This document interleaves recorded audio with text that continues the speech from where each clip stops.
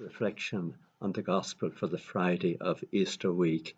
It's John chapter 21, verses 1 to 14. Jesus appears to his disciples by the Lake of Galilee. The manner of it is rich in symbolism. The disciples have been fishing all night but caught nothing. With dawn, Jesus appears on the shore. The risen Christ, the light of the world, represents a new dawn for humanity. From the shore, he calls to his fishermen disciples, "Have you caught anything?" And when they answer no, he said, "Throw the net out to starboard and you'll find something." Without argument, they dropped the net, and there were so many fish that they could not haul it in.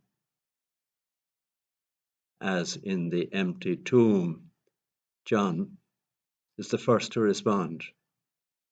The disciple Jesus loved said to Peter, "It is the Lord." Again, it was love that sensitized John, and it is love that sensitizes us to the Lord's presence as well. And there are other lessons to be learned. When we live and work in obedience to the word of Jesus, our labor will be fruitful. And the labor being symbolized here is sharing the good news. If we lose the connection with him, even though we may have expert qualifications, like the men that were there were fishermen, they were the experts in that, yet the expert qualifications will be in vain if we do not, if what we do is not in obedience to the Lord's word. We labor like the disciples in darkness. As soon as they came ashore, they saw that there was some bread there and a charcoal fire with fish cooking on it.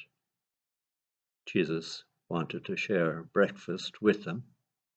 The risen Lord is not insensitive to our need for food, both ordinary food to nourish our bodies and for our souls, the spiritual food of the Eucharist, here symbolized by the meal he has prepared for the disciples. The blessings they are now receiving here by the seaside shore will continue to be communicated to them when they receive him with living faith in the Eucharist and as they break bread together. What is more, the blessings they received that morning in his presence, we too can receive in the Eucharist. For did he not say, "You believe, Thomas, because you have seen. Blessed, blessed are those who have not seen and yet believe." Because of the restrictions imposed by the coronavirus at present, don't think that you're out of reach for the risen Lord to bless you. Have the faith of Saint Therese, who was unable, because of her illness, to receive Holy Communion for the final months of her life. When she realized this, her response was, "Yes, it is a great grace to receive, but when God does not permit it, it is good just the same. Everything is grace."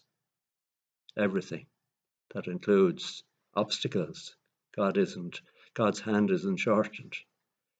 Because there are obstacles there, he can't come in one way, he can come in another if we believe. And with these three words, everything is grace. Therese said all of that. Her faith seamlessly opened another door for the Lord to come and bless her. May we know the same blessing of the Lord at this time. Amen.